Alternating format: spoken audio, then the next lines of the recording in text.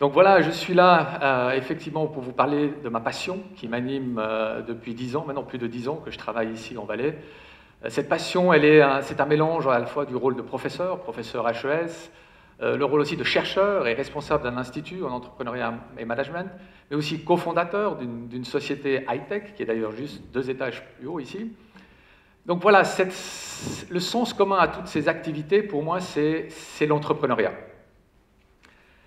Alors on a eu deux magnifiques exemples d'entrepreneuriat, à la fois orientés vers la résolution de problèmes très concrets sur l'eau, mais aussi l'entrepreneuriat social. Je crois qu'on ne peut pas dire qu'il y a un entrepreneuriat technique, il y a un entrepreneuriat qui serait social, tout ça c'est la même chose. Et mon questionnement depuis 10 ans, il est toujours le même. C'est est-ce qu'il y a un ADN entrepreneurial? Qu'est-ce qui fait que des gens s'engagent pour trouver des solutions, que ce soit des solutions techniques ou des solutions sociales pour changer le monde? Donc pendant ces quelques minutes, je vais essayer de vous présenter mes réflexions, mes expériences et mes enseignements jusqu'ici sur cet ADN entrepreneurial. Mais avant cela, je vous propose une petite réflexion. Souvent, quand on prépare une présentation, on ne sait pas trop comment commencer. Alors je me suis dit, tiens, entrepreneuriat, entreprenaline. Alors je vous propose pendant 20 secondes de fermer les yeux. Vraiment, vous fermez les yeux, comme moi. Donc vous ne voyez pas que je ferme les yeux. Et vous dites, ok, où étais-je en 1992. Donc il y a 20 ans, 1992. Essayez d'imaginer 1992. Alors je ne sais pas s'il y a des gens qui ont moins de 20 ans, pour cela ça va être difficile, mais pour les autres ça devrait jouer 1992, où étais-je, quelle activité. Et essayez d'imaginer en 1992 comment vous avez envisagé le futur. Qu'est-ce que vous avez vu venir en 1992? Qu'est-ce que vous imaginez comme futur alors que vous aviez peut-être 20 ans, 40 ans ou que sais-je? Voilà, vous pouvez ouvrir les yeux. Alors moi, quand j'ai fait cet exercice, j'ai vu ces deux gaillards. Alors vous allez me dire, mais qu'est-ce qu'ils font ensemble? Deng Xiaoping et Mark Zuckerberg. Alors il s'avère qu'en 1992, j'avais 20 ans de carrière en moins, et Deng Xiaoping, le 19 janvier 1992, alors malheureusement il est tristement célèbre aussi pour avoir fait une répression très sanglante à Tiananmen, mais en 1992, il a prononcé un discours qui a changé énormément. Il a dit aux Chinois, voilà, pour aller vers le socialisme, il faut passer par le capitalisme, et en gros, cher peuple chinois, enrichissez-vous. Et qui aurait imaginé il y a 20 ans que la Chine allait devenir un centre économique mondial, et qui avait pu imaginer que ce simple discours, alors bien sûr, il y a bien d'autres choses à côté, mais il y a 20 ans, la Chine, imaginons où elle était, où elle est aujourd'hui. En janvier 1992, Mark Zuckerberg, il avait 8 ans, et en entendant Deng Xiaoping prononçant ces mots, il aurait dit, non, il n'a rien dit, je ne sais pas. Je pense pas qu'il a entendu ce discours, il avait 8 ans, mais on aurait pu imaginer qu'il se dise, dis maman, il y a combien de Chinois? 1 milliard. Waouh, ça va faire beaucoup de monde à enrichir, 1 milliard. Donc voilà, tout ça pour dire que si on est mon rôle de professeur, de chercheur, finalement, c'est de prévoir l'imprévisible. Et d'un coup, je me suis dit, mais finalement, mon job, c'est former des gens qui vont être à la retraite en 2052. Je me suis dit, wow, les gens, ils sont diplômés et ils vont être à la retraite en 2052. Et moi, je vais être à la retraite en 2032. Est-ce que j'arrive à imaginer maintenant le monde? On va regarder vers l'avenir, 2032, 2052. Est-ce que la Chine sera toujours un ami? Est-ce que Zuckerberg, Facebook, tous nos amis seront sur Facebook? Ennemis, amis, où va-t-on aller? Donc on voit qu'il est très difficile, on est dans un monde qui est caractérisé par l'imprévisible, l'incertitude, on dit qu'on est en crise, qu'il faut se réinventer. Finalement, on est dans une forme on va dire, de chaos, de désordre, et on est là à se dire qu'il faut se réinventer, il faut des entrepreneurs qui réinventent le futur. Et là, je me suis rappelé une petite anecdote, quand j'étais jeune, j'adorais le snowboard. J'étais un fanatique de snowboard, j'étais parmi les premiers à faire du snowboard, et le mot qui venait à l'époque, j'ai lu un article de Tage Seiger en 1999. Vous pouvez vous rendre compte comme il m'a marqué, je me souviens encore de cet article en allemand, Tage Seiger, je travaille à Berne. Ils avaient fait une présentation incroyable pour dire, voilà, on est dans un changement de paradigme, le monde va changer, on passe du monde linéaire au monde chaotique. Regardez d'ailleurs, Internet, l'hyperlien, c'est fini le monde linéaire, on est dans le chaos, on ne lit plus un livre de la page 1 à la dernière, on surfe, on est dans l'hyperlien, on est dans le chaos. Et vous avez le même chaos sur les pistes, ces snowboarders qui arrivent, qui sont incapables de se descendre une piste de façon linéaire. Donc voilà, cette journaliste, elle avait expliqué en quelques phrases, le chaos, c'est le nouveau C'est le nouveau modèle. On est passé d'un monde linéaire, prévisible, dans un monde chaotique, imprévisible. Donc, c'est dans ce contexte un peu chaotique, il y a 10 ans, qu'on a fondé ici, à Sierre, en Valais, cette formation en entrepreneuriat qui s'appelle businessexperience.ch. Et c'est vrai que depuis 10 ans, j'accompagne des jeunes étudiants, des jeunes diplômés HES en dernière année qui peuvent faire cette option et s'essayer à l'entrepreneuriat, essayer de transformer des idées en propositions de valeur et peut-être en création d'entreprise, en création d'emplois. Alors quand je dis que j'ai lancé un programme de formation à l'entrepreneuriat, la première question qui vient toujours, mais est-ce qu'on peut former des entrepreneurs? On est entrepreneur, c'est quelque chose qu'on chope à la naissance, hein, c'est un gène qu'on a ou on n'a pas. Combien de fois on a demandé à Nicolas Hayek, est-ce que vous êtes né entrepreneur? Ou à Steve Jobs, mais vous êtes né comme ça, c'est pas possible. Alors c'est intéressant parce que souvent on interroge les entrepreneurs sur ça, mais j'ai rarement entendu un journaliste demander à Roger Federer, vous êtes né tennisman? Ou je sais pas, à Madonna, est-ce que vous êtes né pop star? Non, alors l'entrepreneuriat, ce serait quelque chose qu'on chope à la naissance, mais le reste pas, il faut du travail. Alors moi je pense que comme pour toutes les choses, il n'y a pas de talent sans travail, et on peut détecter des talents, on peut effectivement accoucher des talents entrepreneuriaux, et c'est ce qu'on fait depuis 10 ans dans cette formation. Mais surtout ce qu'on fait depuis 10 ans, et c'est là peut-être que ça va être un peu perturbant ce que je vais dire, c'est qu'on forme ces jeunes à l'échec. On les forme à l'échec. Pourquoi? Parce que chaque année, on a en moyenne 6, 7 projets qui démarrent. On travaille pendant une année, on travaille beaucoup, on s'investit, on s'identifie à un projet d'entreprise-école, et malheureusement, ou heureusement peut-être, la majorité de ces projets échouent. Il y en a peut-être 1 sur 6 qui continue, qui se transforme en entreprise et qui peut continuer. Mais voilà, pédagogiquement, je pense que c'est important aussi de dire on se forme à l'entitude entrepreneuriale, même si au bout il y a l'échec, on a un gros acquis pédagogique pour la suite. Formé à l'échec, l'entrepreneurline, alors elle m'est venue, ce nouveau mot que j'ai créé exprès aujourd'hui pour ce premier TEDx Valais. Alors c'est un petit mélange entre la vision schumpeterienne de l'entrepreneuriat. Entreprendre, c'est changer l'ordre existant, c'est un peu mettre du chaos dans l'ordre existant. Et cette adrénaline qui est souvent liée à l'émotion. Hein, on est tous un petit peu, chacun cherche un petit peu à jouer avec ses émotions, à avoir cette décharge d'énergie nerveuse qui nous fait avancer vers des solutions pour la paix, vers les solutions pour toutes sortes de problèmes qu'on veut résoudre sur la planète, comme on a vu avec Walter Tutte, par exemple, et les problèmes d'eau.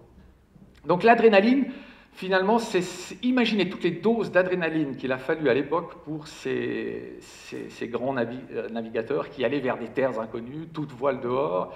Aujourd'hui, c'est la même chose. Ces startups qui sont ici à l'IDIAP, elles vont vers des terres inconnues, toutes voiles dehors, mais sans savoir vraiment où elles vont arriver. Est-ce que demain, on va utiliser la reconnaissance faciale? Est-ce qu'on va pouvoir piloter des ordinateurs avec la pensée? Eh bien oui, il y a des jeunes entrepreneurs, toutes voiles dehors, qui vont vers ces espaces inconnus et qui doivent justement faire la connexion entre ces 3 éléments que j'appelle qui sont sous ce label de l'entrepreneuriat. D'une part, aujourd'hui, souvent plus encore que les compétences, ce sont les émotions qui vont jouer un rôle important dans la faculté d'entreprendre, la créativité et le capital risque. Je vais revenir rapidement sur ces 3 pôles. On dit en général, c'est ce mélange de ces 3 éléments qui va faire qu'il y a quelque chose, qu'il va y avoir de l'entrepreneuriat. Tout d'abord, la créativité.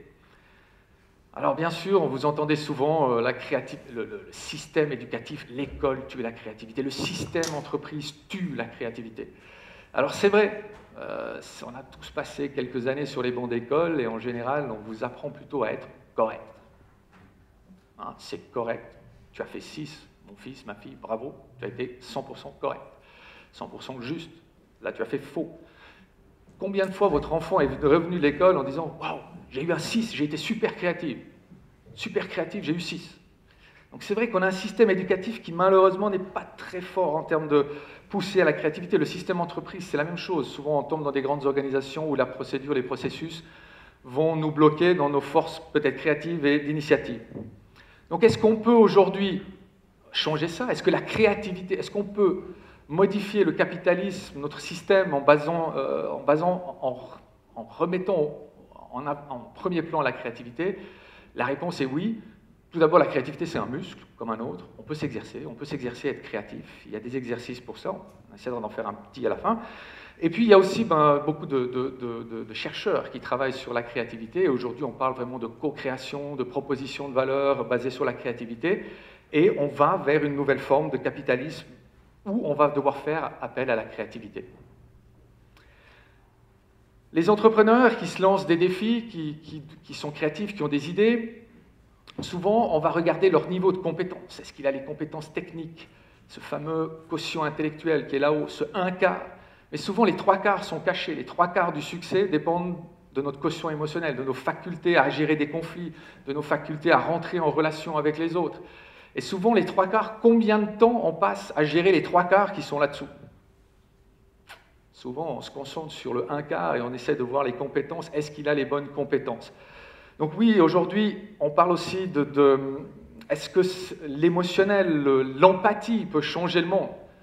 Alors si vous voulez être inspiré, il y a des auteurs comme Rifkin qui parlent notamment de l'empathie universelle qui pourrait nous amener vers une nouvelle forme d'économie, une nouvelle forme de société.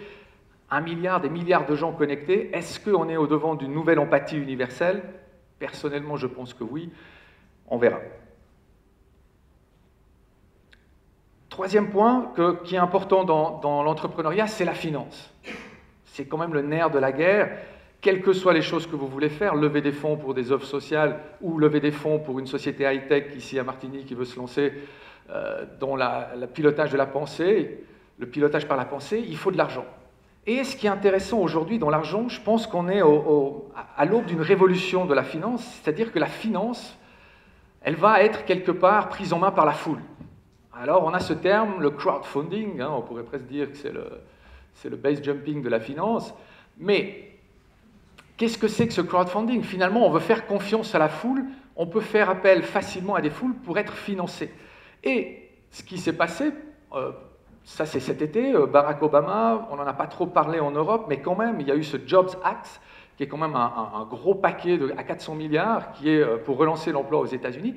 Et à l'intérieur, il y a une loi qui va rendre ce crowdfunding beaucoup plus facile, alors légal, on le dit ici, mais ça va être quelque chose quand même de très fondamental de la façon avec laquelle on peut collecter de l'argent sur des plateformes web et la mettre à disposition d'entrepreneurs. Donc, si on imagine qu'aujourd'hui, il y a 3 ans, on ne faisait pas du tout de crowdfunding, du financement par la foule, aujourd'hui, on a plus de 400 plateformes à travers la planète qui font ce type de financement, et on est déjà à près de 3 milliards levés en 2011, et beaucoup plus pour 2012. Donc si on imagine une courbe exponentielle de ce phénomène de finance par la foule, on aura peut-être aussi un changement de modèle financier pour les années à venir. Donc si on reprend tous ces 3 éléments, et on se pose la question, est-ce qu'il y a vraiment un nouvel ADN entrepreneurial? On retrouve tous ces éléments. Je pense que les nouvelles valeurs aujourd'hui qui sont liées à cette faculté d'entreprendre, qu'on va inculquer aussi, ou qu'on va essayer d'amener vers nos étudiants, c'est tout d'abord cette communauté, cet effet foule, 1 milliard de gens connectés sur une seule plateforme, c'est quand même... On peut se dire, des fois on peut se dire c'est quand même grisant. Imaginez que vous êtes à la tête d'une base de données d'1 milliard de personnes. Alors peut-être que ça va se passer ce mois, peut-être aujourd'hui même, le passage de Facebook à 1 milliard d'utilisateurs, on ne sait pas, on l'annonce pour septembre. Mais quand même, 1 milliard de gens connectés sur une plateforme, ça change pas mal la donne. L'effet communautaire, la rapidité avec laquelle vous pouvez déclencher quelque chose dans une communauté, la rapidité avec laquelle vous pouvez entreprendre, vous avez un phénomène de transparence, de partage, qui se cache là derrière, d'empathie universelle, comme l'appelle Jeremy Rifkin. On a ce phénomène de co-création qui devient de plus en plus important, et aussi cette intelligence collective. Tout au départ, vous avez entendu Chris Anderson qui présentait les TEDx comme un endroit où on lance des conversations collectives. On veut faire que l'échange d'idées soit universel. Donc là, je pense qu'on a vraiment les nouvelles valeurs, cette espèce de nouvel ADN entrepreneurial derrière ces valeurs. Alors, pour terminer, c'est un petit clin d'œil. Le t-shirt que je porte ici, c'est un collector. Il a pas 20 ans quand même, il a 10 ans. C'était mes premiers étudiants il y a justement 10 ans, à la fin de cette première année Business Experience, ils m'ont offert ce t-shirt. On m'a dit voilà, on a passé une année extraordinaire, voilà ce t-shirt. Donc je me suis dit je vais leur faire un petit clin d'œil. C'était vraiment sympa de leur part et je pense que l'échange d'idées et la capacité à transformer ces idées, à croire en ces idées, c'est vraiment un élément clé. Et puis, il y a un autre clin d'œil que je voulais faire avec ce t-shirt, c'est Elmar Mock, l'inventeur de la Swatch, qui vient de publier un livre qui s'appelle Fabrique de l'innovation, qui a été publié cet été. Et Elmar Mock, qui coopère aussi avec nous de temps en temps dans nos formations. Donc Elmar Mock, c'est un hyper créatif. Et il a créé une thèse sur la créativité en disant, pour être créatif, c'est comme, on retombe sur l'eau, hein, puisqu'on a commencé avec l'eau avant avec Walter Tutt, il prend l'analogie de la molécule d'eau qui peut être en 3 états, l'état gazeux, l'état liquide et l'état cristallin. Et pour Elmar Mock, il est clair que pour être créatif, il faut être dans un état gazeux, c'est là qu'on a la créativité brute, et dans un état liquide, on a la faculté d'apprentissage. Donc voilà, vous voyez tout de suite le lien avec ce t-shirt pétillant de l'eau qui se cache là derrière. Donc, je suis généralement plutôt dans un état gazeux et liquide pour essayer d'inculquer à mes étudiants cette envie, cette passion d'aller vers l'entrepreneuriat et d'aller vers des nouveaux mondes peut-être. Donc voilà, il nous reste 1 minute 30 pour pratiquer maintenant un petit exercice d'état gazeux.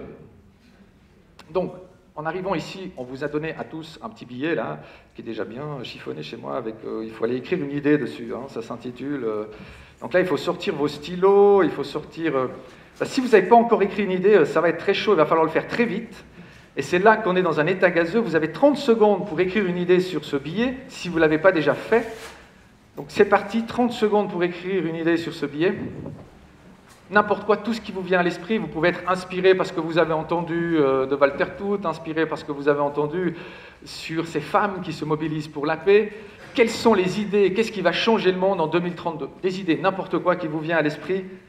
Laissez votre état partir à l'état gazeux, votre esprit. Ok, vous avez tous une idée? Alors, quand vous avez cette idée, il y a un truc assez simple à faire. C'est qu'il faut la prendre, comme ça, le papier, vous le prenez et vraiment vous le mettez en boule. Hein, vous en faites une petite boulette, comme ça. Et puis, alors ça, je ne l'ai encore jamais pratiqué en nocturne, là on est quasiment en nocturne, mais cette petite boulette, quand vous êtes prête, il faut absolument que tout le monde se lève. Ouais, d'abord, il faut se lever, parce que sinon ça ne va pas le faire. Il faut se lever, c'est plus rigolo. Donc vous avez votre petite boulette dans la main et vous allez faire un échange d'idées très pratique. Vous allez viser quelqu'un, peut-être le plus loin possible, et lui balancer votre idée. Mais quand vous recevez une idée, vous avez la possibilité de la lire rapidement et de la renvoyer rapidement. D'accord? Donc pendant 30 secondes, on va faire une bataille d'idées, no limits. Let's go! C'est parti!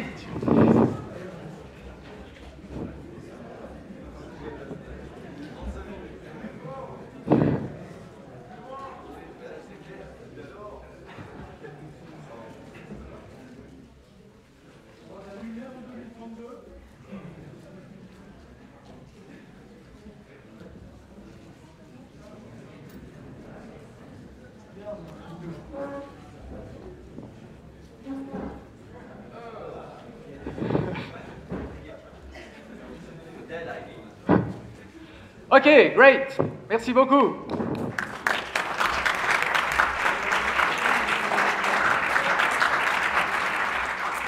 Donc évidemment, on va recycler vos idées. Vous pouvez jeter vos boulettes ou les laisser par terre, vos petites boulettes, parce qu'on veut les récupérer et en faire vraiment une idée collective. Donc soit vous les laissez par terre, soit vous les jetez sur les bords, et pendant la pause, on va recycler ces idées. Hein. On va les faire une conversation collective. Merci beaucoup et bonne fin de journée.